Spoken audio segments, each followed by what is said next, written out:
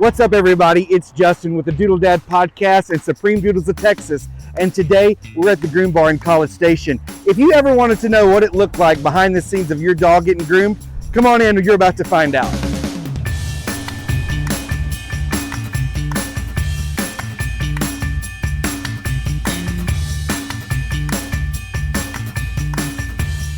Howdy, everybody. It's Justin Lopez with the Doodle Dad Podcast and Supreme Doodles of Texas, and we're so excited to be on a field trip today. We are at the Groom Bar in College Station, and we're so excited to be here. This is Maverick. He came from Marley's last litter. You might remember his name, Easton. This is Easton, but his new name is Maverick. Our producer, Nicole, with Water to Wine Productions, adopted Maverick from us, and we're so excited that she has one of our puppies. It's so cool that it kind of goes full circle. Nicole went to our puppy starter kit and ordered some of our clippers and scissors that we had on there, and those are great tools for just trimming the eyes and the feet, but she went full grooming and she gave Maverick a hack job, y'all. A lot of times when we have golden doodles, we think that we can do like these fancy teddy bear cuts at home.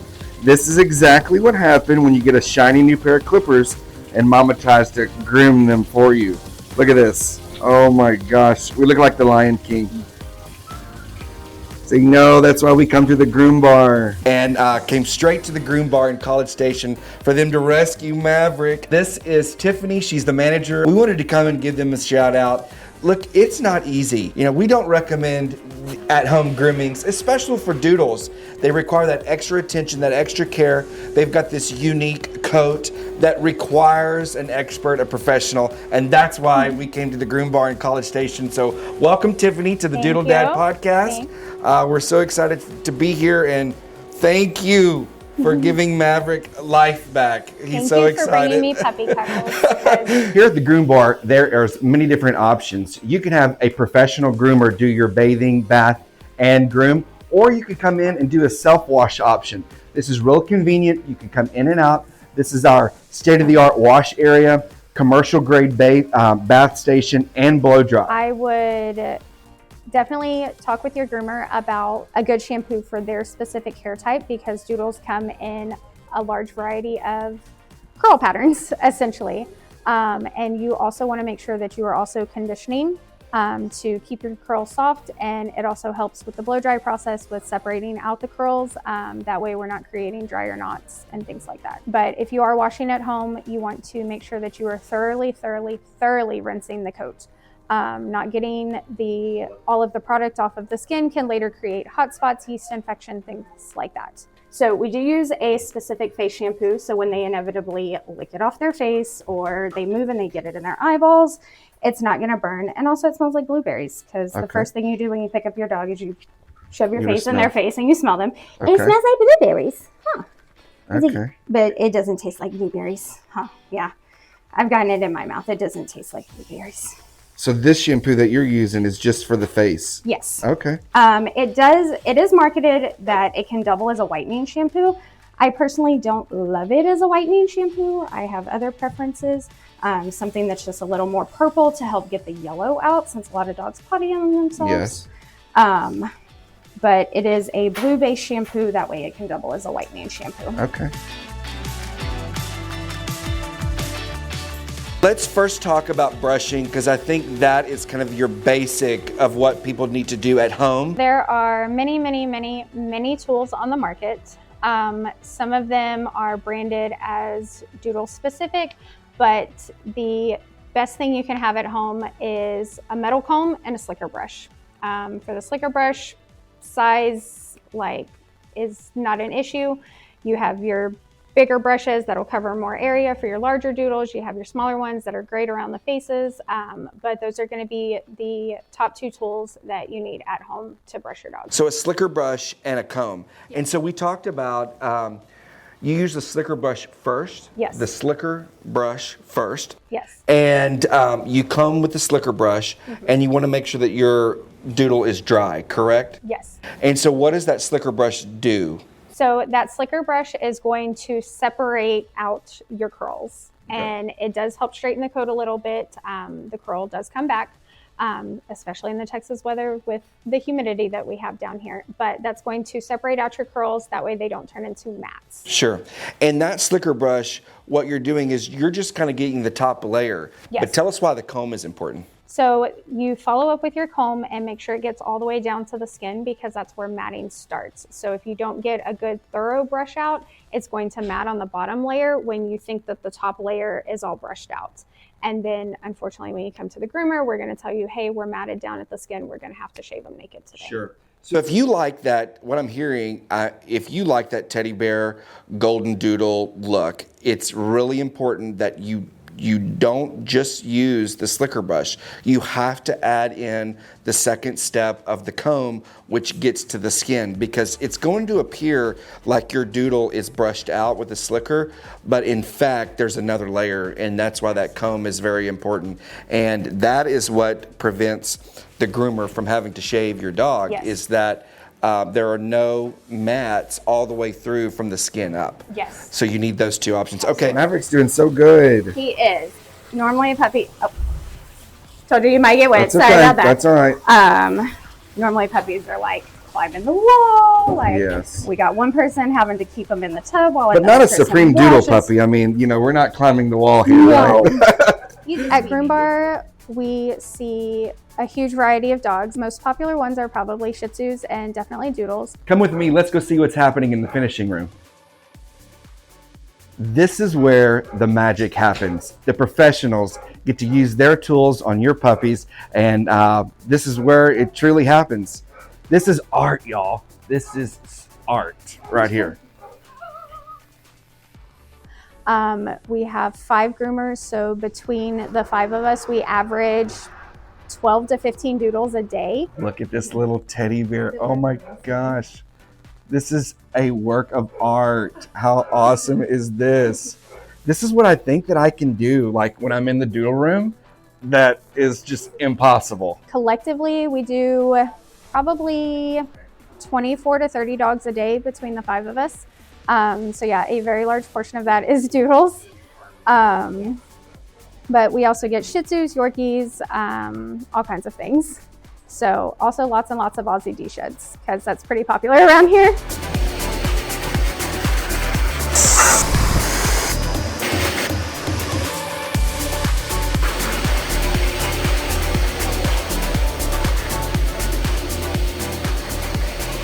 The dogs. The dogs is definitely my favorite part of being a groomer. I say that I get paid in puppy cuddles. I mean, the paycheck is nice, but like I'm here for the dog cuddles. You definitely have to have a love for working with dogs to be able to be a dog groomer. Because while it looks like puppy dog cuddles and kisses, it takes a lot of patience, and they make messes and they try to chew their way out of the kennel, and like sometimes you get bit and like all kinds of things happen.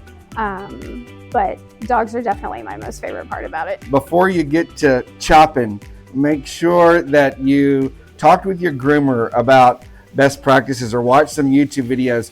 Our producer, she really needs to stick to the camera, because look at this poor Maverick face. It's fine. We're going to fix it, honey. We're going to fix it. So we're here at the GROOMBAR. We're being reactive here, and we're going to get him fixed up. But poor little Maverick looks like the Lion King in the front. But we're going to fix him up. He's and that's Lion King in the front and Doodle in the back. Yes, okay? Lion King in the front, Doodle in the back. That's another thing, folks. You think that you can do this yourself, and it looks easy, but it is not, right, Tiffany? I mean, I spent a lot of time and money and energy training. Yeah. So I'm happy to give tips for at home. Yes. If you're not worried about the final outcome. But our biggest thing is teaching dogs good grooming behaviors, because we don't want them to be terrified of clippers. We don't want them to be terrified of going to the groomer, and also safety. So Sure. You see a lot of, I tried to groom my dog at home and I cut something. Sure. And now you're looking at a $500 vet bill for sutures and medications and a cone, and then they're now scared of clippers and they go to the groomer and they're terrified, and we ask you to, put your dog on trazodone or gabapentin because Yes. they're too nervous being in a grooming environment. Yes. So I completely advocate for working on your dogs at home. I know that grooming can be expensive and the economy is doing economy things, but we want to make sure that it's being done safely at home. And Yes. if you're trying to work on your own dog, you have good practices, and we're doing positive rewards and all of the things. Yes. So we have good grooming manners, like Maverick here, who decided we're going to take a nap.